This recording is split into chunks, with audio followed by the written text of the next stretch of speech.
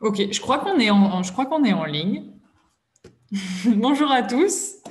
Bonjour les enfants. Bonjour à vos enseignants et enseignantes. Bienvenue sur cette deuxième rencontre One et Bayam. Alors, je suis Margot, je travaille pour One, c'est le panda qui est juste ici de votre espace numérique de travail. Et je suis en compagnie donc de Émilie de Bayam, la plateforme ludo-éducative sur laquelle certains nous suivent en direct. Je suis aussi en compagnie donc de Christelle Samuel de la maison d'édition Bayard Jeunesse. Donc une maison d'édition, c'est ce qui permet d'avoir en bas de chez vous en librairie ou bien dans la classe ou à la maison dans vos librairies plein de livres sympas. Je les remercie tous pour leur présence parce que c'est grâce à eux qu'on est réunis aujourd'hui. Vous êtes tout plein à nous suivre en direct et on a aussi avec nous deux classes. On a la classe de Laura et Katie de moyenne et grande section qui sont avec nous depuis La Chapelle-Saint-Luc à côté de Troyes. Vous êtes là les enfants? Ouais, salut. On va bientôt vous donner la parole. Et puis on a aussi avec nous les CM1 de Fabrice qui eux sont de l'autre côté de la France, du côté de Nantes et Angers, à Loiret. Vous êtes là les enfants? Salut. On met des petites Bonjour. mains. Bonjour à vous. Bonjour. Alors vous restez avec nous. On va bientôt pouvoir se parler et échanger. Alors aujourd'hui, tous ensemble, en fait, on va parler du numérique. Alors le numérique, c'est quoi? C'est ce qu'on appelle aussi l'informatique. Alors ça peut être les ordinateurs, les tablettes. Et plus largement, c'est tout ce qui nous permet de communiquer, d'être en contact, de se voir, de se parler. Alors dedans, il y a les téléphones, il y a la radio, il y a la télévision, tout ce qui nous occupe pas mal au quotidien finalement en ce moment. Et pour parler de tout ça, on est avec Romain Galissot, qui a écrit le livre Numérique pas bête. Et on est aussi avec Pascal Lemaître, qui a fait tous les dessins qui sont présents dans le livre dont on va parler aujourd'hui et qui d'ailleurs va nous faire plein de petites surprises aujourd'hui pendant cette heure qu'on va passer ensemble. Donc salut Romain, salut Pascal. Euh, Romain, du coup, dans ton livre Numérique pas bête, tu as donc récolté toutes les questions que se posent les enfants sur le numérique et tu y réponds d'ailleurs avec plein de précision. C'est d'ailleurs ce qu'on va faire aujourd'hui en répondant aux enfants. Juste avant ça, peut-être, est-ce que tu veux nous dire un petit mot, qui tu es, pourquoi ce livre? Oui, donc bonjour à tout le monde, aux enfants, dans les classes que l'on voit et ceux qu'on ne voit pas. Moi, je suis ravi d'être là avec vous aujourd'hui pour parler du numérique. C'est un peu ce que je fais tous les jours au quotidien. J'ai plusieurs casquettes, j'ai plusieurs métiers, si on peut dire ça. Déjà, je suis enseignant, je suis professeur des écoles, mais j'ai changé un petit peu par rapport aux maîtresses et aux maîtres qui sont là présents avec les enfants. Je ne suis plus dans la classe, je travaille pour Réseau Canopé qui est un endroit où on fait de la formation pour les enseignants, on fait des projets avec les collègues sur plein de sujets et je m'occupe notamment du numérique. Donc c'est Donc, l'école des enseignants en fait, un petit peu Canopé. voilà, si on veut dire de manière très résumée, voilà, c'est un endroit où les enseignants peuvent retrouver des ressources. Et donc, j'ai été avec Bayard donc à l'origine de ce projet, avec Baptiste Massa, qui est le co-auteur. En fait, on a été deux à écrire ce livre, à répondre à toutes ces questions d'enfants. Et donc, il faut savoir que le numérique pas bête, il y a une collection qui existe avec plein d'autres Mhm. albums qui parlent d'autres sujets comme l'art, comme les sciences, la philosophie. Et donc, l'éditeur a eu l'envie d'en faire un sur le numérique. Et comme c'est un sujet qu'avec Baptiste, on maîtrise parce que ça fait partie de nos métiers, ils nous ont sollicité pour qu'on le rédige. Et pour trouver les questions et les sujets, on a été à la rencontre des enfants dans les classes, certaines classes à Paris, certaines classes à Chaumont où moi je travaille. On Mhm. a interrogé les enfants. Alors, l'album, c'est marqué sur la couverture, s'adresse aux enfants à partir de 7 ans. Donc, on a été voir plutôt des grands de cycle 3, mais on est content aussi aujourd'hui d'accueillir des maternelles parce que pour parler numérique, il faut s'y prendre tôt et c'est très bien de débuter dès les petites classes. Mais en tout cas, on a été voilà, chercher des questions auprès des enfants pour pouvoir y répondre le plus précisément possible. Et c'est un peu le format de notre rencontre aujourd'hui, c'est de partir aussi de vos questions et vous poser des questions à vous aussi, parce qu'on aura des petits quiz qui vont rythmer Mhm. la rencontre. Et puis après, d'apporter les réponses. Et grâce à ces réponses, on apprend des choses, on va vous donner des conseils, on va vous expliquer un petit peu comment ça fonctionne. Le numérique qui est quelque chose que vous trouvez au quotidien dans vos vies et vous allez trouver au quotidien voilà, pour vos métiers futurs, vos études et la suite. Et le livre, il est paru il n'y a pas très longtemps, c'est ça? Il est en librairie depuis quelques temps, c'est ça? Le livre est paru au mois d'avril, je crois. Ouais. Alors, on l'a écrit il y a déjà quelques temps maintenant. Ça fait presque un an que les textes sont écrits. Et avec Baptiste, donc, on a fait toutes les réponses. Et après, on a confié ces réponses et nos textes à Pascal. Ah, Pascal? Et Pascal, lui, est chargé d'illustrer. Il illustre tous les livres de la collection Pas Bête. Et donc, il s'est emparé de nos réponses. Et c'est lui qui a apporté tous les petits dessins rigolos que l'on trouve intelligents, qui nous amènent vraiment un plus par rapport à nos textes. Je trouve que c'est une très belle collaboration. Et du coup, toi, toi Pascal, tu as découvert un peu le livre avant tout le monde.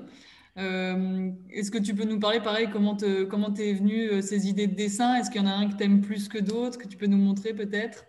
Mais c'est-à-dire en fait que j'ai reçu évidemment le texte avant tout le monde puisque je dois l'illustrer La et chance. mon travail c'est de voir si je comprends le texte parce que j'y connais rien à la base en numérique et puis de voir un peu comment on peut s'amuser autour du sujet pour ne pas que ce soit un livre qui soit embêtant et trop lourd à lire. Alors, sur le thème du numérique, eh bien, pour moi, il y a un petit côté magique dans ce monde que je ne comprends pas tout à fait. Et j'ai fait appel aux sorcières, aux ogres. Et aussi, il y a une image, une de mes images préférées, c'est celle un peu du monstre de Frankenstein, où on voit ici, avec le Fab Lab, on est en train de construire un être humain en volume. Donc mon rôle, c'est un peu de faire le clown dans les pages pour que ce soit une façon amusante de découvrir tout cet univers. Et j'ai appris énormément de choses et donc je suis vraiment curieux d'entendre les questions des Des enfants enfants. et les réponses de Romain. Je ne sais pas comment il va s'en sortir. Donc là, l'image que tu montrais, Pascal, c'est à peu près au milieu du bouquin. On va peut-être revenir au tout début du bouquin. Romain, en fait, tu commences un peu en remontant l'histoire. On découvre les premiers ordinateurs, à quelle époque ça a été construit. Les enfants, on va tout de suite jouer avec vous. On va prendre la machine un peu à remonter le temps. On va retourner à l'époque de vos grands-parents. Et ce qu'on va faire, c'est qu'on va faire un petit quiz, on va vous poser des questions et votre rôle, ça va être répondre par vrai ou faux. Est-ce que ce qu'on va vous raconter, est-ce que c'est vrai ou est-ce que c'est faux? Alors, on a les deux classes, celle de Laura et celle de Fabrice qui vont jouer en direct avec nous, mais bien sûr, vous qui êtes en classe ou à la maison aussi, vous pouvez jouer avec nous. Alors, on va vous poser la question, vous allez avoir une petite minute pour réfléchir au sein de la classe, vous mettre d'accord et puis... la petite minute passée, on se retrouve avec Romain pour découvrir la vérité. Alors, je partage mon écran pour vous faire découvrir les questions. Alors, attention, est-ce que vous êtes prêts? Est-ce que du côté de Laura, vous êtes prêts? Est-ce que du côté de Fabrice, vous êtes prêts? C'est bon pour vous? Ok, alors attention, première question. Si j'arrive à passer la slide suivante, est-ce que tes grands-parents avaient un téléphone portable à ton âge?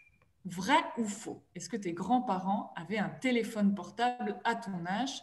Je lâche mon écran. Pascal, je te rends la main. Alors, en attendant, donc, on laisse une petite minute dérouler. Réfléchissez bien de votre côté. Est-ce que vos grands-parents avaient un téléphone portable? Mettez-vous d'accord. Ceux qui diront vrai, ceux qui diront faux. Alors, en attendant, Pascal nous fait un petit dessin en direct. Alors, on a déjà une réponse. On voit qu'il a un téléphone portable bien écrit. C'est ça. Je ne sais même pas si les petits avec nous connaissent ce modèle-là. Oh, on voit plein de pouces baissés. Ouais, et c'est vrai il était lourd, hein, celui-ci. Mm.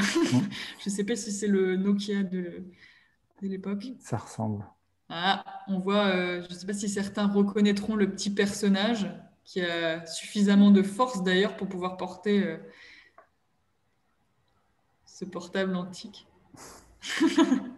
Merci Pascal. Alors, on a vu des faux. Du côté de la maternelle, j'ai vu plein de petits pouces baissés. Je crois que tout le monde a répondu faux. Est-ce que c'est la Oui, et bonne puis réponse, on a Romain? vu du côté de la classe de Fabrice aussi une ardoise Avec faux. avec faux. Eh ben oui, même moi, quand j'étais petit, j'avais pas de portable. Donc, vos grands-parents non plus, à l'époque où ils avaient votre âge, où ils étaient à l'école maternelle et primaire, ils n'avaient pas de téléphone portable. C'est quelque chose de très récent, finalement, et c'est quelque chose qui a évolué très vite. Bon, si on prend un peu historiquement, on a toujours utilisé des moyens de communication. On verra avec la question d'après. Mais pour le téléphone portable, le premier téléphone sans fil qui utilisait un réseau, alors à l'heure actuelle, on parle de la 5G. C'est le réseau sur lequel se connecte le téléphone pour communiquer et on en est à la 5e génération. Et si on peut le dire comme ça, le réseau 1G, le tout premier réseau, c'était à peu près dans les années 90, un peu avant. Et le premier téléphone portable en France, surtout, il s'appelait Radiocom 2000 et il pesait presque 30 kilos. Donc, il avait presque pas d'autonomie. On pouvait passer un appel de quelques minutes seulement. Et voilà, alors, Pascal, pour son dessin, a utilisé un téléphone qui a déjà quelques années, on a vu, avec des touches et un petit écran. Mais maintenant, vous avez encore des téléphones beaucoup plus récents, des smartphones, on appelle ça des téléphones intelligents et qui sont des vrais petits ordinateurs. Voilà, on voit, Pascal nous montre dans le livre, à plusieurs endroits, on s'est amusé à dessiner voilà, ces téléphones un peu préhistoriques, mais qui sont finalement pas si vieux que ça. Et le numérique, c'est un domaine où les innovations, les inventions vont très vite. En quelques années, on est passé de téléphones très lourds à des téléphones qui tiennent dans notre poche et puis qui seront encore dans quelques années encore plus petits, plus microscopiques. Et ça, c'est un des sujets importants. On en reparlera aussi tout à l'heure par rapport aux questions des grands sur le téléphone, justement. On y reviendra. Donc, je ne vais pas aller trop loin dans ce sujet parce qu'on y reviendra. Ok. Mais en tout cas, non, vos grands-parents n'avaient pas de téléphone. Ils utilisaient voilà, d'autres moyens pour D'autres communiquer. moyens. Alors attention, on passe à la deuxième question. Je repartage mon écran. Est-ce que vous êtes prêts? La deuxième question, c'est pour communiquer, ils s'envoyaient des lettres écrites à la main ou envoyées par la poste. Vrai ou faux? Est-ce que vos grands-parents s'envoyaient des lettres écrites à la main et envoyées par la poste pour pouvoir communiquer puisqu'ils n'avaient pas de portable? Alors attention, vous avez une petite minute pour réfléchir dans la classe. Mettez-vous tous d'accord. Pascal, en attendant, nous fait une autre petite surprise.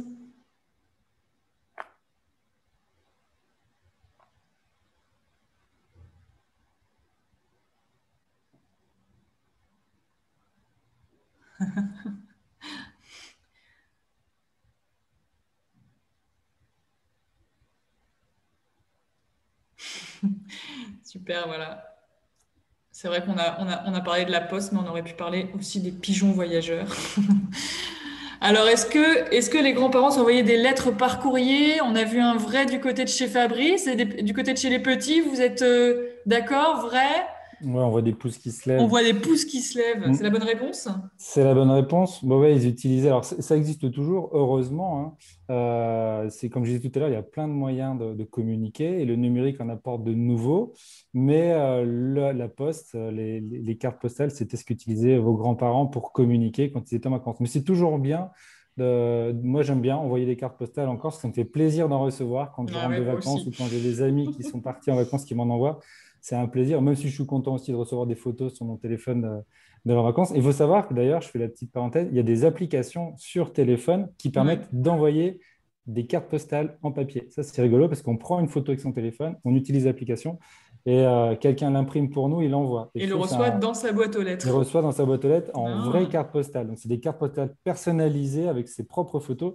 Je trouve que c'est une belle illustration de ce que le numérique peut apporter et encore utiliser des choses qui sont un peu plus anciennes. Et Mm. pour les moyens de communication, eh ben, ça a évolué. C'est comme on disait tout à l'heure, les téléphones sont passés des téléphones très lourds à des téléphones très légers. Ben, pour les moyens de communication également, il y a eu à une époque les pigeons voyageurs. Ça existe toujours, mais on n'utilise quasiment plus, hein. C'est assez exotique. Mais il y a aussi le télégramme, il y a eu le Minitel, qui était un espèce de petit ordinateur. C'était les prémices d'Internet pour communiquer. Et donc maintenant, on a les emails pour s'envoyer des messages, des informations dans le cadre de son travail ou aussi à titre personnel pour envoyer des nouvelles, des informations à sa famille. Et on utilise beaucoup les réseaux sociaux. Alors les tout petits En maternelle, c'est encore très loin pour eux, c'est pas tout de suite, hein, mais j'imagine que la classe de Fabrice, le plus grand, ils connaissent déjà les réseaux sociaux. Certains sont déjà sur les réseaux sociaux, j'imagine. Mais c'est devenu un peu voilà, les cartes postales Mhm. modernes avec lesquelles on donne des nouvelles à ses proches, à ses amis et même avec des personnes qu'on ne connaît pas forcément. Voilà. Ok. Donc, moi, faut pas oublier les cartes postales. Je vous invite, cet été, quand vous partez en vacances, à envoyer une carte postale à quelqu'un de votre famille. Ça lui fera Bah, vos plaisir. grands-parents, justement, À vos ça leur rappellera grands-parents. des souvenirs. Alors, on passe tout de suite à la question suivante. Attention, la question suivante, c'est pour trouver leur chemin, tes grands-parents utilisaient des cartes routières. Alors, comment faisaient les grands-parents pour retrouver leur chemin? Est-ce qu'ils utilisaient des cartes routières, vrai ou faux? On vous laisse une petite minute pour réfléchir. Alors, comment faisaient les grands-parents pour trouver leur chemin? J'arrête mon partage. Je te laisse la main, Pascal. Est-ce qu'ils utilisaient une carte routière?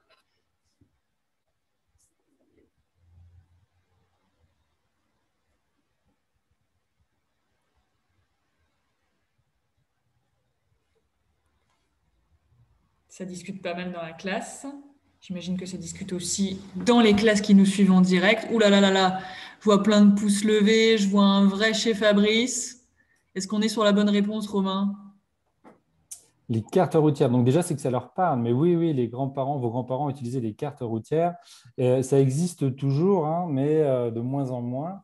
Et c'était le moyen qu'on avait à l'époque pour se repérer, pour retrouver son chemin, sa route. Maintenant, depuis les années 60, il y a un dispositif qui existe qui s'appelle le GPS, qui s'est démocratisé et qui est très fréquent depuis quelques années seulement. Mais le GPS permet de se repérer quand on est en voiture ou quand on se déplace, parce qu'il n'y a pas que dans les voitures qu'on trouve des GPS. Et ah bah, on voit le dessin de Pascal. Et donc le GPS même a déjà beaucoup évolué parce que il y a quelques années, on voyait des GPS qu'on accrochait sur le pare-brise de sa voiture, par exemple. Mais maintenant, les GPS sont intégrés souvent dans les ordinateurs de bord des voitures. Et même maintenant, son téléphone, on revient toujours au téléphone, je vous dis que ça servait à tout, c'est des petits ordinateurs. Maintenant, on a même un GPS, une application qui peut servir de GPS dans son téléphone, donc il n'y a plus besoin d'en avoir un propre. Et voilà, ça permet de se connecter aux satellites qui tournent autour de la Terre et qui donnent la position de la personne qui a allumé le GPS et qui peut lui donner des indications pour trouver sa route, son chemin, en étant Wow. assisté par ce GPS. Est-ce Mais qu'on se quand on perd moins aujourd'hui ou hier? Ça, je sais pas trop. Je ne sais pas, parce que des fois, voilà, mais on a encore des personnes qui aiment bien avoir des cartes ou Ouais, la des voiture. petits atlas routiers. Et même quand on va faire des promenades, des randonnées, on a des cartes topologiques. Alors, ces fois, c'est des grandes cartes qu'on replie, qu'on a beaucoup de mal à plier d'ailleurs, à replier. Ça prend pas de place quand c'est plié, mais ça peut faire voilà, des grandes cartes. Et c'est pareil, c'est des choses qu'on utilise moins, mais qui existent encore. Et c'est important de savoir lire une carte, parce que imaginons que demain, vous êtes perdu sans GPS, sans téléphone, sans rien, et vous n'avez qu'une carte. Si vous ne savez pas lire une carte, vous serez bien embêté. Donc, c'est important. À l'école, on apprend encore à lire des cartes. Il Et faut à se continuer. repérer, ouais. Mm. Alors attention, on passe à la dernière question. Est-ce que vous allez être aussi fort que sur les précédentes? J'ai l'impression qu'il y a quand même un sacré niveau. Attention, dernière question. Tes grands-parents commandaient leurs habits sur Internet pour s'habiller. Est-ce que les grands-parents commandaient leurs habits sur Internet, vrai ou faux? Un nouveau pantalon. Est-ce que les grands-parents allaient sur Internet? Je lâche mon écran, Pascal, je te rends la main.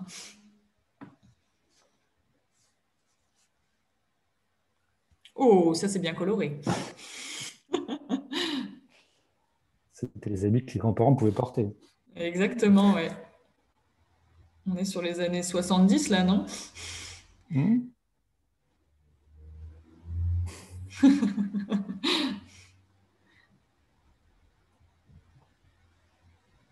Avec les coupes de cheveux qui va avec. Et c'est ça.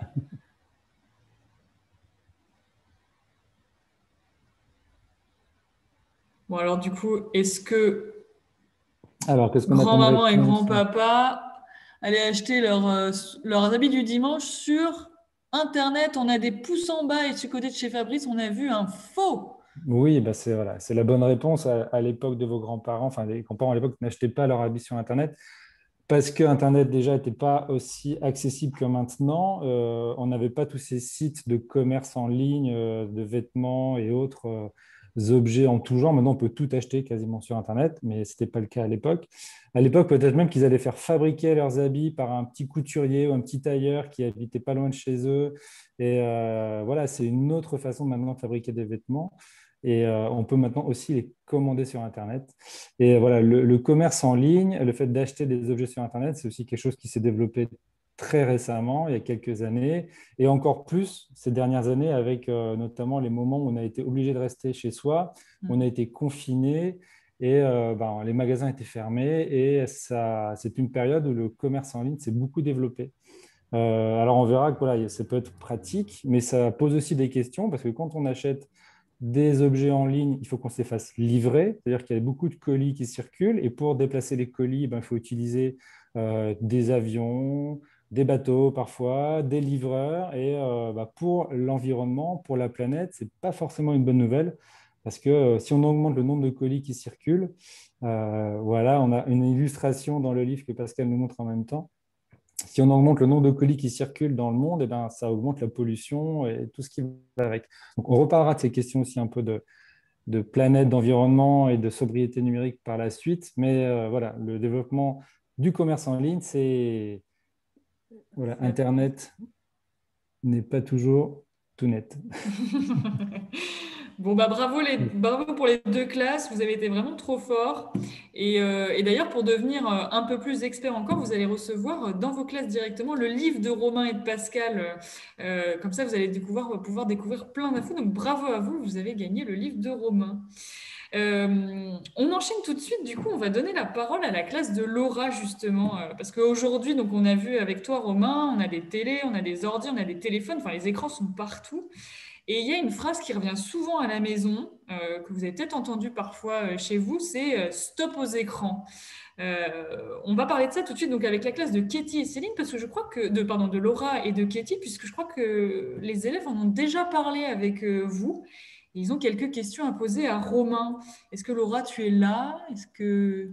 On voit des petits papiers qui se préparent. Non, voilà, c'est ça. Il y a un micro qui va se rallumer. Super, je crois que c'est bon. Le micro est allumé. Laura, est-ce que tu as est-ce qu'il y a un premier chez vous qui veut poser sa question à Romain? Idriss, tu veux poser ta question? Allez, viens. Tu viens devant. Hop, comme ça, tu te mets juste devant la caméra. Pas trop. Bonjour mon grand, tu t'appelles comment? Idriss. Bonjour Idriss. Bonjour Anaïs. Alors du coup, est-ce que toi à la maison, tu as déjà entendu ça, que Idriss, ça suffit maintenant, on arrête de regarder la télé? Ouais, tu as déjà entendu ça? Non, on te dit pas ça. Bon, bah ça va, tu as de la chance, toi. Mais tu as quand même une question à poser à Romain. Donc on t'écoute, vas-y. Pourquoi, si on regarde trop l'écran, alors pourquoi on travaille pas bien à l'école? Pourquoi les écrans peuvent empêcher de bien travailler? C'est ça ta question, Idriss? Oui.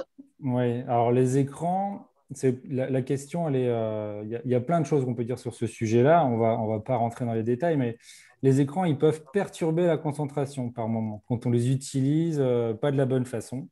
Des fois, les écrans peuvent aussi aider à travailler. On peut utiliser un écran de temps en temps pour son travail ou pour nous aider.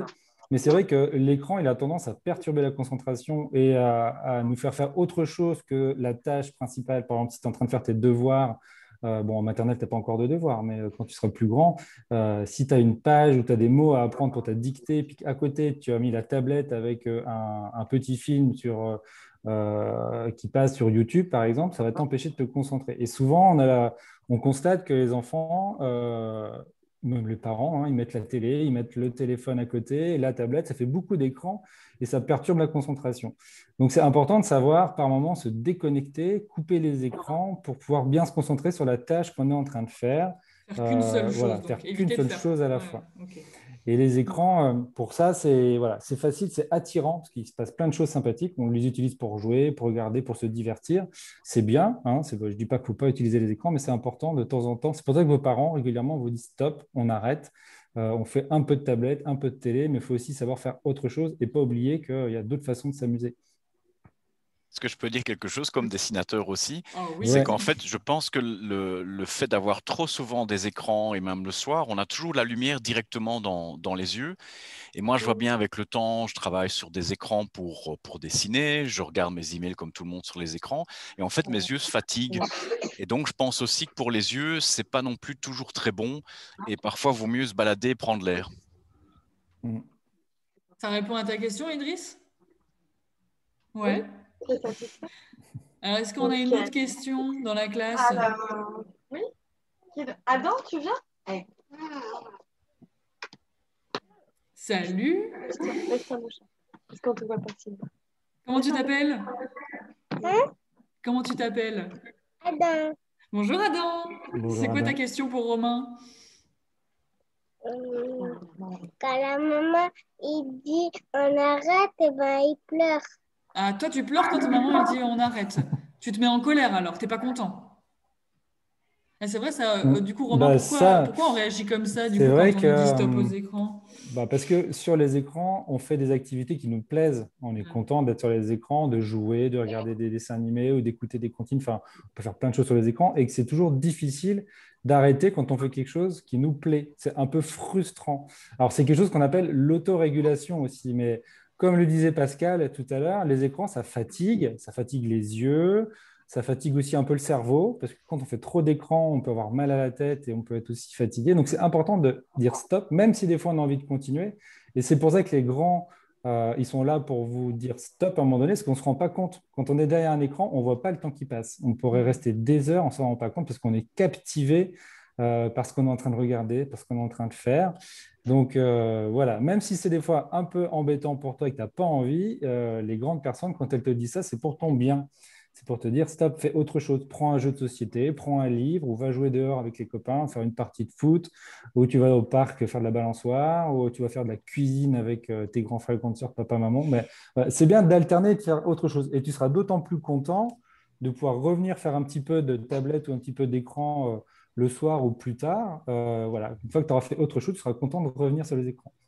Mais c'est vrai que ça s'apprend et même des fois les grands, il faut leur dire parce que eux Et aussi, oui, on ils ont s'en du rend pas mal compte non plus, ouais. à s'arrêter et à dire stop, C'est Merci comme le Adam pour chocolat. ta question. C'est comme le exactement. chocolat. On ne sait pas s'arrêter. Un jour, on s'arrête parce qu'on devient malade. Est-ce qu'il y a une autre question avant qu'on... Alors, il y a un petit visage qui s'approche. Bonjour, toi, comment tu t'appelles? Bonjour. Israël. J'ai pas entendu. Est-ce que tu peux nous répéter ton prénom? Israël. Bonjour Raël. C'est ça, je me trompe pas, hein, c'est Raël. c'est ça Israël. Israël. Bonjour Israël. Alors, dis-nous tout. Qu'est-ce que tu veux demander à Romain? Je me souviens pas.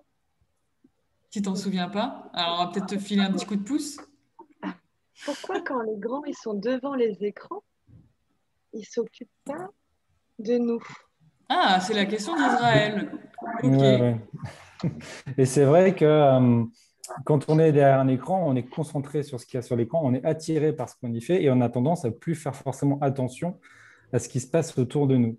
Et je le disais tout à l'heure, c'est le cas pour les enfants, mais aussi pour les grands. Alors les grands, ils ont plein de raisons toujours valables d'être sur les écrans. Des fois, on est obligé pour le travail d'être connecté, c'est comme ça qu'on dit, c'est-à-dire qu'on reçoit des emails de la part de ses collègues ou de son patron sur son téléphone, sur sa tablette. Après, les grands aussi, les adultes, ils passent aussi beaucoup de temps sur les réseaux sociaux, parce qu'il n'y a pas que les jeunes qui utilisent Internet et les réseaux sociaux. Ils font leurs courses des fois sur Internet. Ils peuvent faire des choses moins drôles comme déclarer les impôts ou faire des choses administratives. Mais à un moment donné, ben, tout ça, ça capte l'attention aussi. Hein, et ça détourne des relations, de ce qu'on peut faire avec sa famille, avec ses enfants ou avec ses copains, avec ses copines. Donc, c'est important aussi pour les grands de savoir se déconnecter. Et si vous estimez que des fois vos parents ne sont pas suffisamment présents, vous avez le droit de leur demander. Par exemple, on pourrait se dire, pendant qu'on mange, quand on est à table, on fait attention de ranger les téléphones et les tablettes dans un coin et qu'on se concentre sur ce qu'on est en train de faire et on discute entre nous. C'est important parce que si on garde un téléphone sur la table ou si on met la télé en fond ou si on met une tablette pas loin, dès qu'il y a un petit message qui arrive, ben, l'attention de l'adulte, elle peut être détournée et après, vous, les enfants, vous pouvez vous sentir délaissés. Et ça, c'est important, c'est une très bonne question en tout cas. Il faut qu'on soit tous vigilants. Donc, à un moment donné, les parents, ils vous disent stop à vous les écrans, mais vous avez le droit aussi, les enfants, de leur dire à eux stop de temps en temps aussi. Et voilà, on peut les ranger. Alors après, il y a des exceptions hein, quand on a des parents qui ont des métiers où ils sont obligés d'avoir un téléphone pas loin si on les appelle en urgence, par exemple. Voilà, ça, c'est des choses qui existent. Mais à un moment donné, c'est important de dire le temps du repas ou le temps du soir, pas d'écran, ou même le matin avant d'aller à l'école, on pourrait prendre du temps entre nous, pas forcément mettre la télé, pas d'écran. C'est des moments qu'il faut privilégier pour discuter entre nous et être en contact direct. Parfait. Voilà. Ce soir, tu vois, tu pourras raconter, Israël, tu pourras raconter à tes parents ta discussion avec Romain et tu pourras leur demander de lâcher le portable aussi. Tu voulais dire quelque chose, Pascal? Excuse-moi, je t'ai Oui, coupé. mais je voulais vous dire à Romain et à Margot, en fait, que moi, je donne cours à des vieux enfants qui ont plus ou moins 18, 20 ans, et je donne des cours de dessin. Et j'ai dû installer depuis cette année une convention de dire aux élèves qu'on coupe tous nos téléphones avant de commencer le cours, parce que même en suivant le cours, eh bien, on a le réflexe de regarder son téléphone, voir s'il n'y a pas un message. Et donc, même en donnant cours aux plus grands, on se dit, on arrête les écrans pour pouvoir bien suivre le cours et bien dessiner. Ok. Donc, à tout âge, hein, en fait, finalement. Mm. Ça concerne tous les âges. Laura, est-ce qu'il y a une autre question dans la classe? Une dernière question, peut-être? Soleiman. Alors, est-ce que Soleiman va nous rejoindre? Je crois qu'il s'approche. Tu te baisses, comment ça va? Salut. Bonjour, Suleiman. Pourquoi quand on regarde la télé, on peut plus dormir? Ah, très bonne question aussi. On en a parlé un petit peu tout à l'heure. En fait, il y a quelque chose de tout simple, c'est que en fin de journée, notre cerveau, tous et toutes, hein, il sécrète une petite, euh, enfin, il sécrète de la mélatonine, c'est-à-dire que le cerveau, il va aller se coucher. Il se prépare à aller se coucher et c'est une petite hormone qui va dire au corps que c'est la fin de journée et qu'on va aller se reposer, que c'est important d'aller se reposer. Et quand on regarde les écrans, ils émettent ce qu'on appelle une lumière bleue. C'est une lumière particulière que l'on regarde sans s'en rendre compte et qui va empêcher le cerveau de produire cette petite hormone. Et donc, on a l'impression qu'on n'est pas fatigué. On a l'impression qu'on va encore veiller très tard, qu'on va regarder un film ou continuer à jouer ou continuer à surfer sur Internet, alors que finalement, notre corps, il est vraiment fatigué, il aurait besoin d'aller se reposer. En fait, ça perturbe le fonctionnement de ton cerveau, les écrans, et notamment à cause de cette lumière bleue. Donc, c'est pour ça qu'on dit que le soir, normalement, ça serait bien d'arrêter tous les écrans au moins 2 heures avant d'aller se coucher. C'est-à-dire qu'au Sinon, moment où on passe à table, par exemple, on veut dire stop, c'est terminé, on a rangé les tablettes, les téléphones, les consoles et compagnie, et puis c'est fini. On prend un bon livre plutôt avant d'aller au lit. Et là, le livre, il n'émet pas de lumière bleue, il n'y a pas de problème, les pages et du papier. Et voilà, c'est une question de fonctionnement de cerveau qui est perturbé par les écrans. ok, donc Alors avec la peut-être, lumière bleue, on se rend plus compte qu'on a envie vraiment d'aller dormir. Donc, c'est ça. 2 heures avant, Soleiman, tu pourras éteindre la tablette ou le téléphone pour pouvoir vraiment aller faire un gros dodo. Merci Laura et merci les enfants pour toutes vos Merci à Merci questions. beaucoup. C'était super sympa. On va passer sur une deuxième, un deuxième sujet qui est peut-être un peu compliqué pour les petits. Donc j'imagine que vous allez nous quitter. Donc on vous fait plein de gros bisous et on vous remercie. Voilà. On vous dit à très Au bientôt. revoir. Au revoir. Au revoir. Maternelle. Au revoir. Voilà, donc on a vu avec la classe de Laura, enfin, on a vu au tout début ce qui s'est passé avant, on a vu avec la classe de Laura ce qui se passe aujourd'hui. Maintenant, on va pouvoir un peu se demander ce qui va se passer plus tard. Quand on imagine un petit peu le futur, si on est dans des films de science-fiction, on a plein de films de science-fiction, on a plein de robots partout, des univers remplis de robots. Est-ce que on peut se demander d'ailleurs, Romain, est-ce que c'est un petit peu vers ce futur-là qu'on va? Toi, dans ton livre, tu parles plusieurs fois des robots. Donc, on vous propose, du coup, avec la classe de Fabrice et les classes qui sont restées avec nous en direct, cette fois-ci, un petit quiz autour des robots de demain. Donc, même fonctionnement que tout à l'heure, une question, une petite minute pour réfléchir et ensuite, on se retrouve pour la bonne réponse. Alors, attention, est-ce que vous êtes prêts chez Fabrice? Je partage en même On temps. est prêt. Vous êtes prêts, super. Alors, je vais passer à la question. Un robot a forcément une tête, des bras et des jambes. Vrai ou faux? Est-ce qu'un robot a forcément une tête, des bras et des jambes? Alors, ça réfléchit du côté de chez Fabrice, ça réfléchit dans les classes à la maison. Et ça dessine du côté de Et Pascal. ça dessine du côté de chez Pascal, qui nous revisite le David de Michel-Ange.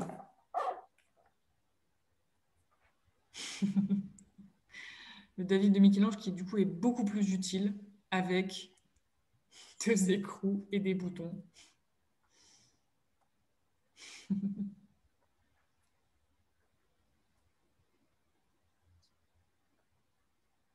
En voilà un bien joli robot. Merci Pascal. Alors du côté de chez Fabrice, vous avez dit faux.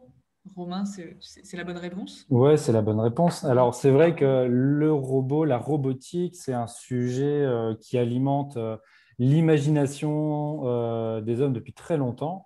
On s'est projeté sur un futur et on a plein de films de science-fiction où on imagine des robots qui vont prendre le pouvoir sur les hommes. C'est un peu un combat entre les robots qui sont pourtant fabriqués par les hommes et qui deviendraient plus intelligents que les hommes. Donc, c'est de la science-fiction, mais en même temps, on se rend compte que plus on innove, plus on invente, plus on crée des robots intelligents, ben, plus ça va se rapprocher des fois de ce qu'on avait imaginé. Et par rapport à cette représentation du robot, on les voit souvent voilà, avec des bras, des jambes, mais ce n'est pas forcément le cas de tous les robots. Alors, c'est souvent pour les rendre un peu plus sympathiques et et qu'on les adapte plus facilement, qu'on les représente comme ça. Mais par exemple, un robot, si on veut définir assez simplement ce que c'est une machine qui est fabriquée par l'homme, qui est programmée par l'homme pour rendre des services. Et les premiers robots, par exemple, qui ont été développés, c'est des robots dans l'industrie, dans les usines, pour aider les ouvriers à faire des tâches qui étaient pénibles, lourdes, et les robots font plus facilement que nous, peuvent porter des charges très lourdes, par exemple, pour fabriquer une voiture. Je dis ça, voilà. Mais donc ces robots-là, c'est juste un grand bras mécanique et ils n'ont pas de tête, pas de bras. Et là, on ne cherche pas à lui donner un côté esthétique, on sert juste à ce qu'il soit utile et pratique. Si vous prenez, peut-être que certains ont chez eux des petits robots qui aident pour faire le ménage, des robots tondeuses ou des robots aspirateurs. Souvent, c'est des petits robots ronds qui se promènent dans la maison ou dans le jardin et qui vont tondre et faire les tâches ménagères, qui vont aider à passer l'aspirateur. Donc, ces robots, c'est pareil, ils n'ont pas de bras, pas de jambes, mais on appelle ça des robots parce qu'ils sont programmés et ils interagissent d'une certaine façon. Autre chose, si vous allez prendre, quand vos parents vont prendre de l'argent dans un distributeur de banque, c'est un robot, un distributeur bancaire. Il va répondre à des indications qu'on lui a données quand on l'a programmé, c'est-à-dire vous donnez de l'argent en échange d'un code et d'une carte. Et donc, le robot, il n'a pas de tête, il n'a pas de bras, il n'a pas de jambes, mais c'est un robot. Donc, il y a plein de robots qui existent et qui sont autour de nous au quotidien et qui ne sont pas forcément comme le petit Wall-E qu'on peut connaître dans les dessins animés Pixar ou les robots de la guerre des étoiles. Voilà. Donc, mais il y a aussi des robots de compagnie. Il y a des robots qui aident les personnes âgées, notamment, à rester chez elles le plus longtemps possible, qui vont les aider à faire des tâches au quotidien. Et là, pour que ce soit plus agréable, on leur donne une apparence, une allure un peu humanoïde pour qu'ils soient plus acceptés. Et ces robots-là, en effet, on s'amuse on s'amuse, c'est pas un jeu, mais en tout cas, ils sont plutôt ressemblants par rapport à nous. Ok, mais ils sont déjà pas mal là, alors ils sont déjà bien parmi nous. Oui. Ok, alors attention, deuxième question tout de suite. Alors, la deuxième question, c'est: les robots sont plus intelligents que les hommes. Vrai ou faux? Est-ce que les robots sont plus intelligents que les hommes? Vrai ou faux?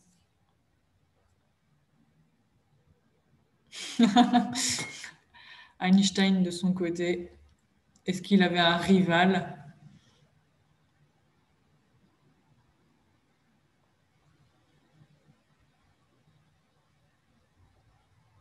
Je vais répondre. Alors, on nous dit faux du côté de la classe de Fabrice.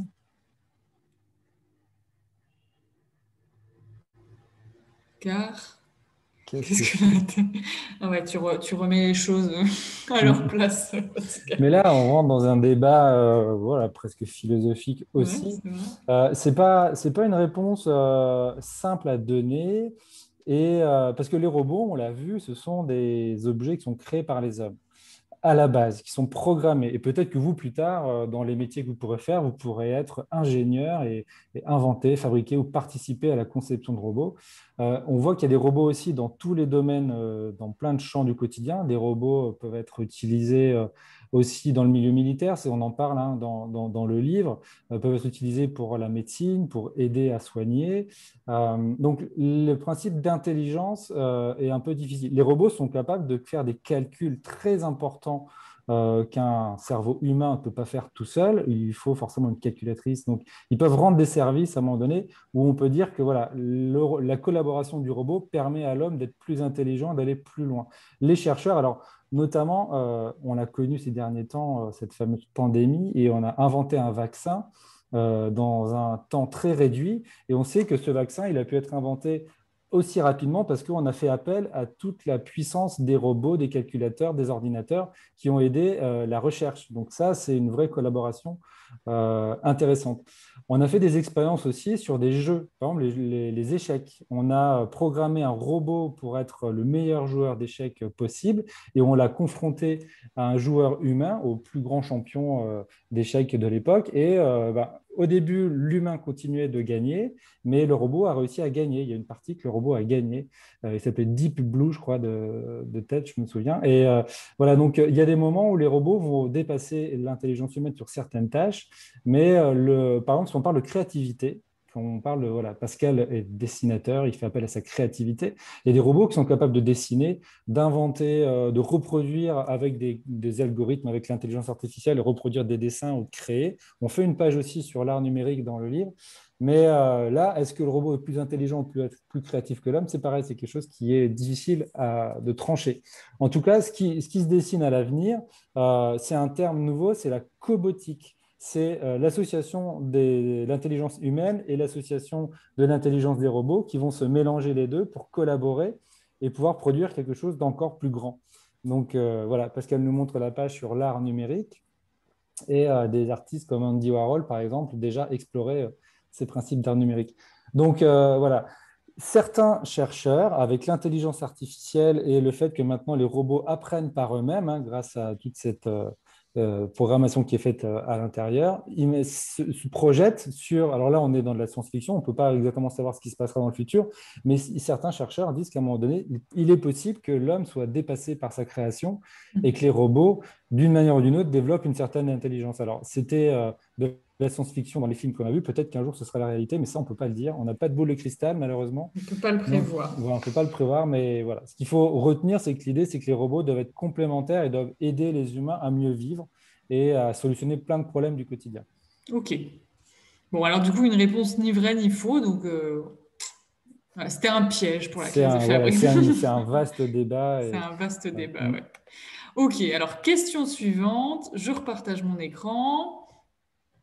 La question suivante, c'est: les robots sont utilisés pour soigner dans les hôpitaux. Vrai ou faux? On a parlé des robots de cuisine, des robots de ménage, mais là, la question, c'est: les robots sont utilisés pour soigner dans les hôpitaux. Vrai ou faux? Alors, on vous laisse une petite minute chez Fabrice et dans votre classe. Pascal reprend la main. On a déjà une réponse bien affirmée du côté de chez Fabrice. Est-ce que Pascal va nous vendre la mèche? Ah bah voilà la solution pour vacciner plus vite.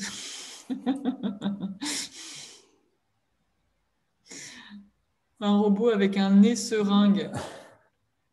Vaccinator, je sais pas comment Un vaccinator, ouais, c'est ça.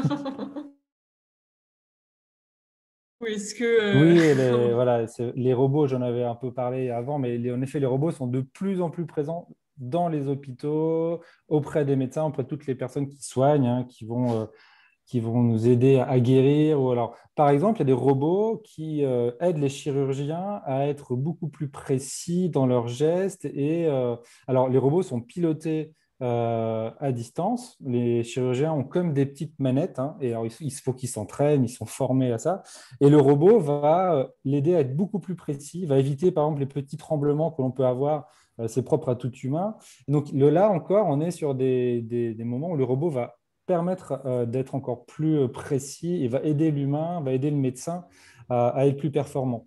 Donc, c'est quelque chose qui se développe et notamment des petits robots qu'on peut aussi maintenant injecter, faire passer à l'intérieur pour sonder, pour aller faire des images à l'intérieur du corps humain. Et on a les robots deviennent des nanorobots, on appelle ça des toutes petites composants, des tout petits composants qui vont permettre d'aller beaucoup plus loin dans les soins qu'on apporte.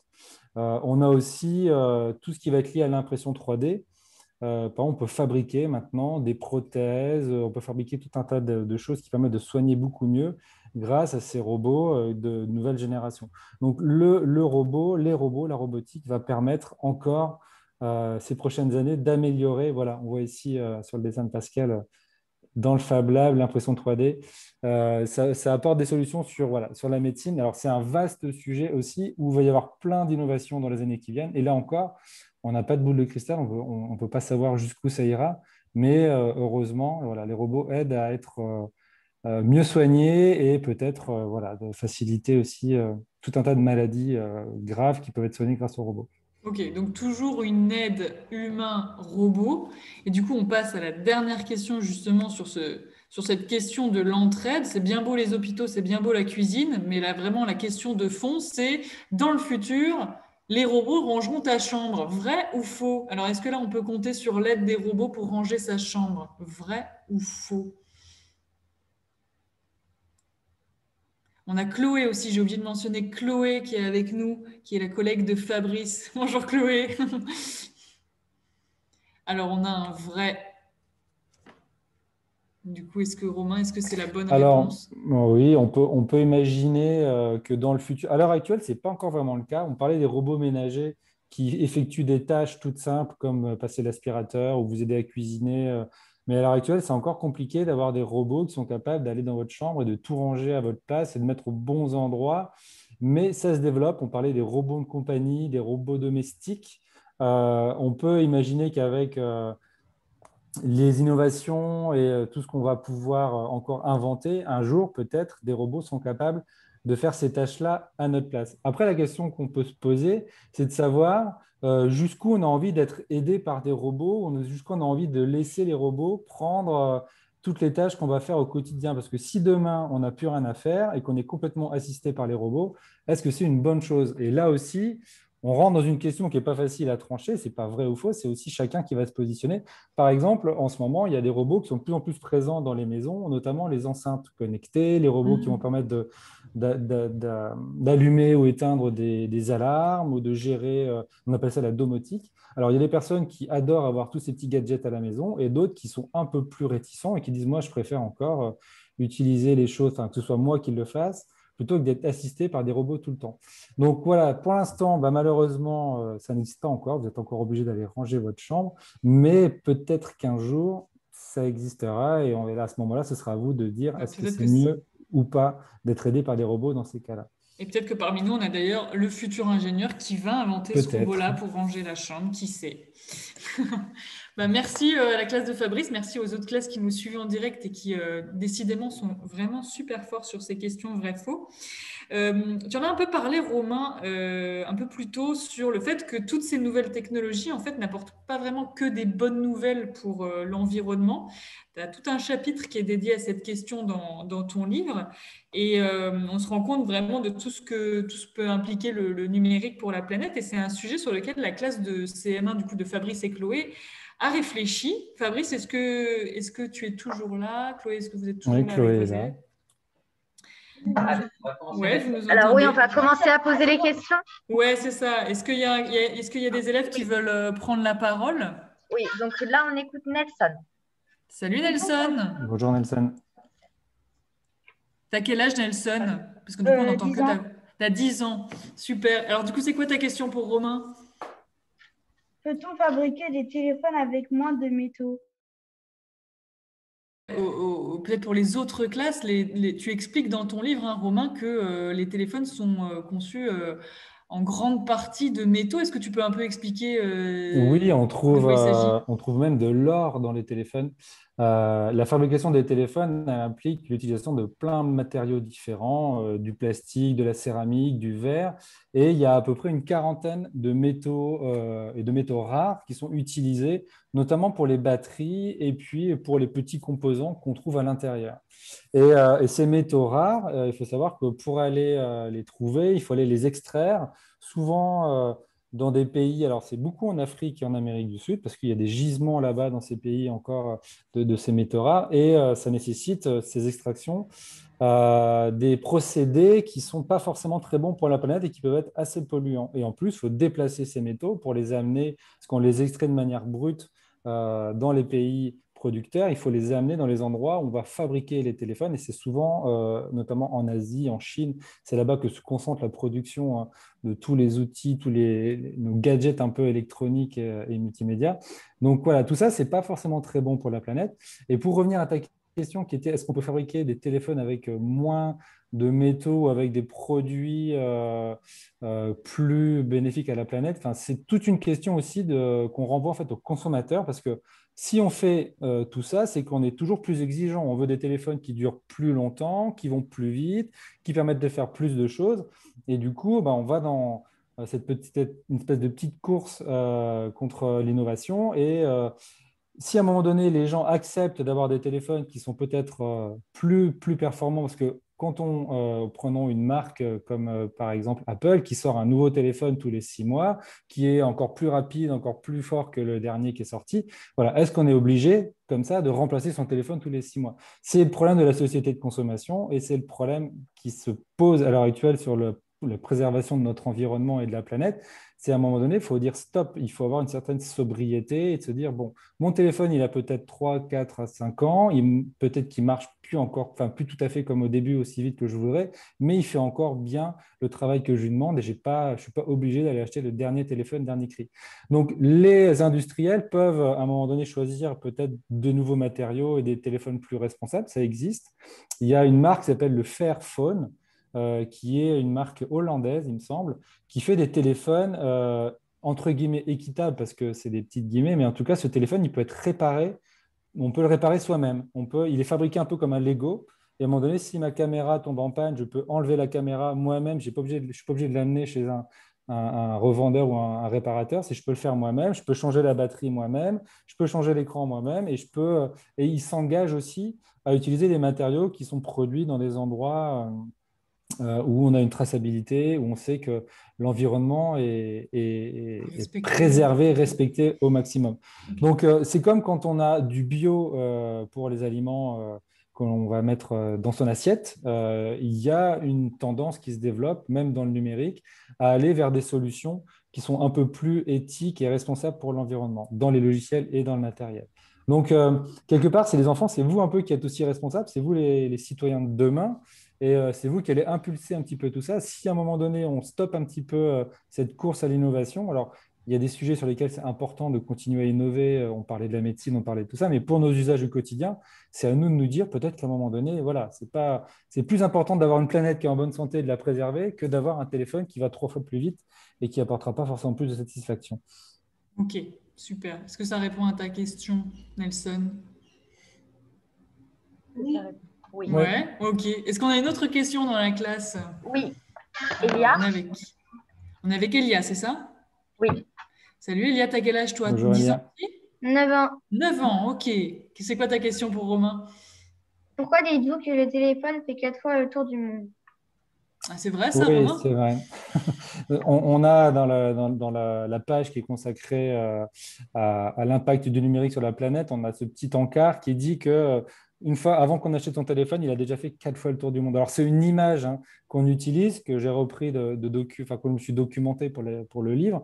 Je trouvais ça assez intéressant. En fait, c'est pas le téléphone lui qui a fait le tour du monde 4 fois. C'est comme j'expliquais tout à l'heure, tous les composants qu'on utilise pour fabriquer ce téléphone. Si on additionne tous les trajets qu'ils ont pu faire avant d'arriver en magasin où on va l'acheter, on évalue, c'est pareil, c'est juste pour marquer les esprits, on évalue à 4 fois le tour du monde. C'est-à-dire que entre le moment où je vais extraire les minéraux en Afrique, que je vais les envoyer en Asie, que je vais utiliser de la céramique qui vient d'un autre pays, que je vais utiliser des composants plastiques qui sont encore fabriqués ailleurs, donc tout va se retrouver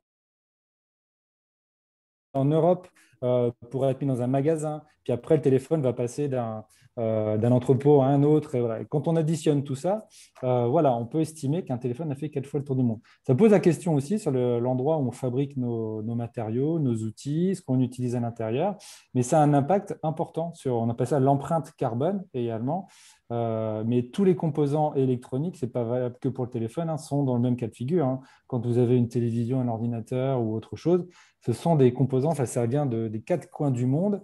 Et voilà, on peut essayer de réfléchir comment essayer d'atténuer tout ça. Mais bon, c'est l'industrie mondialisée aussi qui est responsable de ce fonctionnement. Bah, merci Elia pour ta question. On découvre tous cette petite info. Est-ce qu'on prend une autre question? Il nous reste 2 questions. Ouais, alors on vous D'accord. écoute. Barthélémy? Barthélémy, salut Barthélémy. Bonjour. Bonjour. C'est quoi ta Bonjour, question pour Barthélémy. Romain? Comment peut-on recycler les téléphones? Ah, vaste question Bon, ça. les téléphones sont recyclés, hein. Mais ils sont recyclés à peu près à 40% en Europe. En fait, les téléphones sont récupérés. Vous voyez dans les grandes surfaces, des fois, dans les endroits, on a des collecteurs comme pour les piles. On collecte les objets usagés et on vous incite à ramener aussi tout ce qui est électroménager. Les téléphones en font partie, dans des endroits de collecte. À ces endroits-là, on va récupérer ces objets, ces téléphones, et on va essayer déjà, dans un premier temps, de les dissocier. On va garder la partie écran, par exemple, qu'on peut recycler assez facilement chez nous. On va extraire la batterie, on va enlever les composants, le plastique. Donc, il y a déjà un premier tri qui est fait localement, hein. Et après, par contre, il y a plus de 60% du téléphone qui est recyclé dans des pays lointains, alors comme en Inde, en Chine, au Bangladesh, et, donc, parce que ça coûte moins cher. Donc, on met tous ces composants dans des containers, on les envoie par bateau généralement, donc de l'autre côté de la planète. Et là, on va les recycler. Et on va les recycler des fois dans des conditions qui ne sont pas forcément non plus pour les personnes qui le font notamment, parce que c'est très polluant, c'est toxique. On va dégager des gaz en recyclant certaines parties qui peuvent être nocives pour la santé. Donc ça pose plein de questions. Donc, ces téléphones, ils sont recyclés, oui, mais à quelles conditions? C'est vraiment voilà, une façon de s'interroger aussi sur notre manière de consommer. Et c'est quelque part un peu, c'est un ensemble. On parlait tout à l'heure des téléphones qui pouvaient être fabriqués avec des matériaux plus responsables, changer un peu moins souvent de téléphone ou acheter moins régulièrement des outils de nouvelles technologies. Ça participe aussi au fait d'avoir à recycler moins souvent. Donc, c'est une vraie question pour l'avenir parce que voilà, tout ça, c'est cause de pollution pour la planète. Et voilà, ça peut être inquiétant. Si on continue à ce rythme-là, on peut quand même se faire du souci pour la suite. Ok. Et je crois qu'on a une dernière question. Merci Barthélémy. Ah, vas-y, tu peux dire. Merci. Alors, comment tu t'appelles? Bonjour. Bonjour. Bonjour. Bonjour. Comment tu t'appelles? Attends, Salut Nathan. Alors, on t'écoute pour ta question à Romain. comment faire pour qu'il y ait moins de téléphones fabriqués? Alors, comment on fait? Voilà, ça reboucle un petit peu sur ce qu'on vient de dire, hein. Comment faire pour qu'il y ait moins de téléphones fabriqués? Peut-être qu'à un moment donné, il y a aussi un usage qui peut se développer, c'est l'utilisation des téléphones reconditionnés ou des appareils reconditionnés. C'est-à-dire qu'on n'est pas toujours obligé d'acheter des appareils neufs qui sortent des usines et il y a tout un marché qui se développe, hein. On peut acheter des téléphones qui peuvent être déjà, qui ont été utilisés pendant 2, 3 ans par quelqu'un, mais qui sont encore en très bon état de fonctionnement. Et ça évite d'acheter un téléphone neuf, donc d'avoir à construire un nouveau téléphone, à fabriquer un nouveau téléphone. Et on en revient aussi à la question du choix, c'est aussi de se dire qu'on peut utiliser ces téléphones et ces appareils plus longtemps et se dire qu'à un moment donné, on n'est pas obligé d'avoir toujours le téléphone dernier cri et d'attendre que son téléphone soit vraiment plus utilisable pour le changer. Et là, vous êtes quelque part, enfin, aux premières lignes aussi les enfants, mais vous êtes aussi un petit peu pris par ce qu'on appelle la société de consommation, parce que partout autour de vous, vous avez de la publicité, vous avez des spots publicitaires qui vous incitent à aller acquérir la dernière console de jeu, le dernier téléphone, dernier cri, et d'être toujours à la mode, à la mode, à la mode. Mais voilà, c'est à vous de vous dire que c'est peut-être pas les bons choix à faire, et c'est une question de responsabilité citoyenne. Et c'est important d'en avoir conscience. Et voilà, vous avez un peu les cartes entre les mains, et voilà, c'est à vous de vous dire, je consomme responsable, même voilà, dans ma pratique numérique et dans les objets numériques que j'ai autour de moi. Ok. Ben, écoute, Ajouter un petit exemple. ouais, vas-y. Rapidement, j'étais dans une classe de tout petits il y a 2 semaines et j'ai parlé d'un livre que j'avais fait il y a longtemps dont le est de Venise. Et il y a eu un grand blanc parce que je me suis rendu compte que les petits, ils savaient pas ce que c'était un cordonnier. Et on a eu toute une conversation sur le rôle d'un cordonnier et sur le fait de dire qu'il y a des chaussures que tu peux aller faire réparer avant de les jeter. Et donc, je pense quand Romain parle, effectivement, c'est une attitude tout à fait globale par rapport à la vie quotidienne, de penser à faire réparer des choses plutôt que jeter, de ne pas consommer tout le temps et pouvoir faire une pause et réutiliser des choses. Ok. Mm. Belle comparaison, en effet. Eh ben, écoutez, merci les enfants, merci Fabrice, merci Chloé. Je sais pas, on a vu des petites mains au début. Je sais pas si on peut avoir les petites mains qui nous disent au revoir. Merci à vous. Salut les enfants. Ben, merci. On arrive à la fin de cette rencontre. Donc, merci à tous. Merci à ceux qui étaient là. Merci à ceux qui nous ont suivis depuis leur classe. Merci à toi, Romain, pour toutes ces réponses. D'ailleurs, les enfants, si vous avez d'autres questions sur le sujet, sachez que samedi, vous pouvez assister gratuitement à une autre conférence. Je vous montre tout de suite les infos. Ça s'appelle une Conf Kids. C'est une conférence en ligne dont Bayem d'ailleurs est partenaire. C'est sur Internet. Vous pouvez y assister gratuitement. Ça s'appelle Comment ça marche Internet. C'est avec Thomas Gerbeau et c'est organisé par Conf Kids. N'hésitez pas à en parler à vos parents. Vous pouvez les suivre avec vous samedi à 10h30. Voilà. Merci Pascal aussi pour toutes tes petites surprises. D'ailleurs, Merci. Ouais. ce que je vous propose, c'est qu'on se quitte. Je ne sais pas si Pascal, tu veux qu'on se quitte sur un de tes dessins, à nous montrer un de ceux que tu as déjà fait ou un de ceux que tu vas faire. Le crocodile, bah voilà, qui résume bien tout ce Donc qu'on voilà, vient de se dire. qui effectivement parle de la situation de la planète à différents niveaux. Dans quelle situation elle se trouve par justement toute cette industrie qui produit des objets qu'on consomme et qui petit à petit écrase la planète et l'étouffe. Donc je pense qu'on s'en sortira, mais on doit effectivement être vigilant et voir comment réfléchir à la façon dont on consomme. Parce que quand Romain parlait effectivement des métaux pour faire les téléphones, il faut savoir qu'il y a des gens qui se battent pour ces terres où il y a ces métaux précieux. Et donc, ça crée aussi des guerres. Donc, c'est un sujet très important. Ok, ouais. Bah écoute, bon mot de la fin et bon dessin de la fin aussi. Merci à tous, merci à Bayard, merci à Bayard Jeunesse, merci à toi Romain, merci à Pascal Merci à tout le et monde, les enfants de classe. salut les Au revoir, les enfants. enfants. On vous dit à Merci aux très enfants et aux vite. professeurs, aux institutrices. On a besoin de vous. Ouais, exactement. Et on vous dit à très bientôt pour une prochaine rencontre One et Bayam. À très vite. Ciao. Au revoir.